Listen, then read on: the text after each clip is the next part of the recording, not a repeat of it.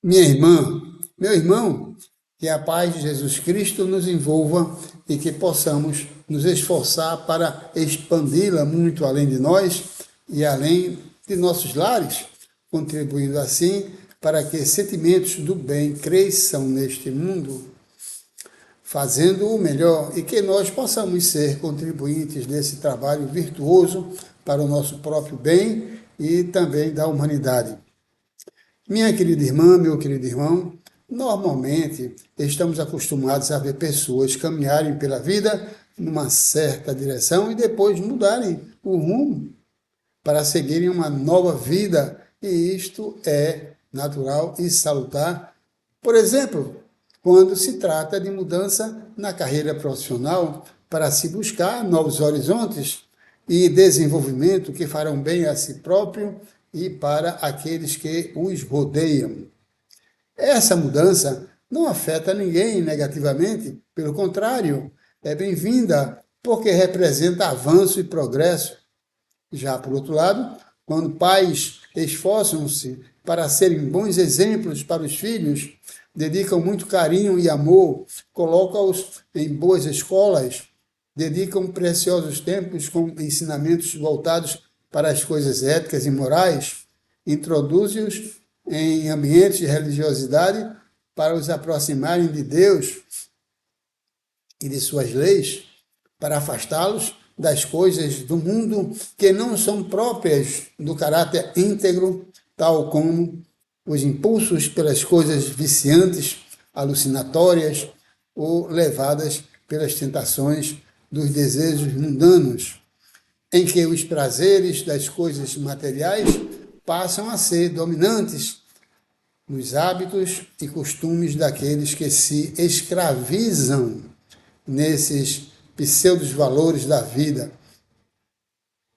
E apesar de todos esses esforços, os pais surpreendem-se lá na frente quando um filho tão querido debanda para o caminho torto do desinteresse para as coisas corretas e se deixam influenciar por mais companhias e mais tendências, buscando aproveitar a vida de forma irresponsável, imponderável, indo de encontro a todos os esforços e ensinamentos recebidos na educação.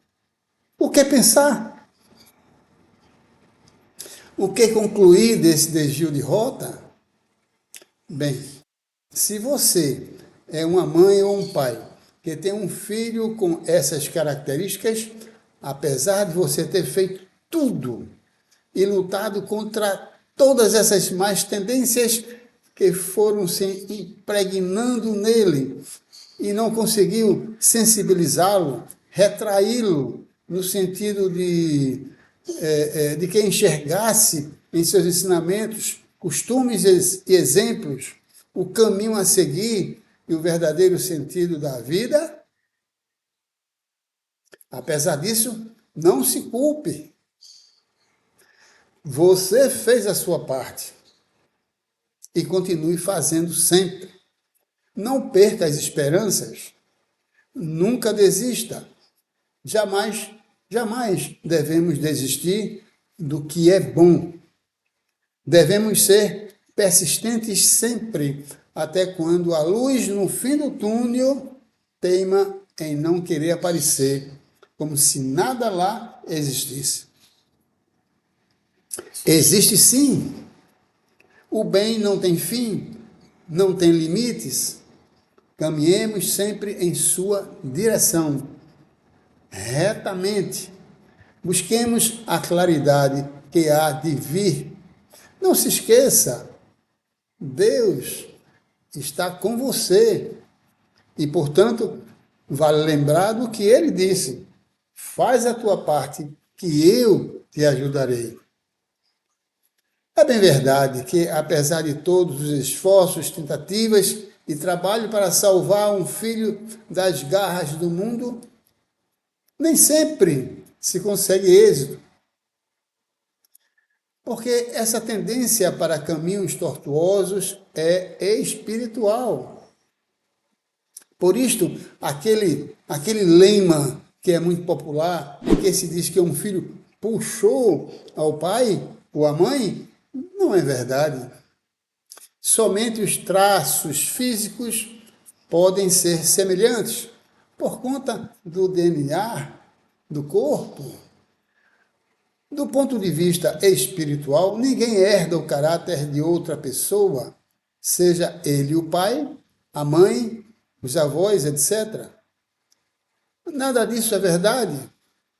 O que pode ser verdadeiro é a existência de uma similaridade de caráter. O filho tem uma boa probabilidade de assemelhar o seu caráter com o dos pais, pela convivência, pelo amor e pela educação familiar desde criancinha. Quando a sua mente, não é, estar aberta para receber o aprendizado. E isto é muito propício de acontecer. Entretanto, repito, o filho não puxa os pais senão fisicamente, ele puxa a ele mesmo, porque ele é um espírito milenar e traz com ele a sua própria carga espiritual. E se for uma carga pesada de mais condutas, ao longo de muitas existências, necessário será a realização de muito trabalho, de dedicação na esfera da educação familiar para conter os seus mais impulsos durante o afloramento de suas mais tendências. Ninguém herda de ninguém o caráter. Os pais transmitem para os filhos apenas o DNA de suas características físicas. Mas a moral, o caráter, a ética, os bons costumes e as tendências benevolentes são virtudes conquistadas pelos espíritos e não podem ser transferidas de um para outro como se fosse um patrimônio material. A virtude é uma conquista que é inerente ao grau de evolução de cada ser espiritual e que ele carrega dentro de si a caminho da perfeição. Mas em cada existência corporal, os pais exercem um papel fundamental para o adiantamento espiritual de seus filhos, para incorporar neles mais valores, fazendo a modelagem de seu caráter desde criancinhas, para agir de conformidade com as práticas ensinadas, praticadas e principalmente exemplificadas na convivência do ambiente familiar e social. Mas, apesar de todos os esforços desprendidos neste sentido, em certos casos, eles não são suficientes para vencer uma forte má tendência de caráter espiritual trazida pelo filho querido, adquirida ao longo de muitas existências corporais. Por isto, faz necessário entender que nem sempre uma má conduta do filho deve ser creditada como uma falha de criação dos pais, porque trata-se de uma tendência espiritual que está viva dentro dele e que somente ele pode, por livre e espontânea vontade, em razão de seu livre arbítrio, salvar-se da perdição, que para alguns, infelizmente, perdição é não aproveitar enquanto pode tudo o que o mundo oferece nesta curta e efêmera existência terrena, esquecendo ou ignorando que ela é apenas uma passagem, é apenas uma vivência material, dentre inumeráveis outras que já foram vivenciadas e que se somarão a outras inumeráveis vezes que deverão acontecer até se completar a destinação futura dita por Jesus e que cabe tão somente a cada um de nós realizar pelo próprio esforço e mérito, de forma compulsória, por vontade de Deus. Todos nós só temos um caminho reto a percorrer para assegurarmos a realização desse feito de forma mais rápida e menos traumática, quando os erros são minimizados.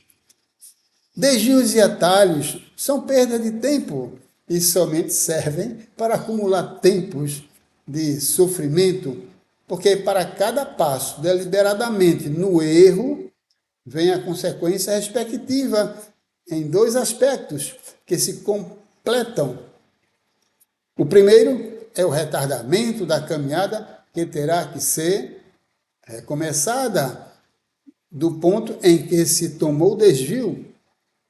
E o segundo aspecto é o sofrimento de que se é tomado pelo erro cometido e que é sempre proporcional à responsabilidade assumida e às consequências danosas geradas para si e principalmente para o meio em que se vive, caracterizadas pelo desvio de conduta que leva o homem à perdição.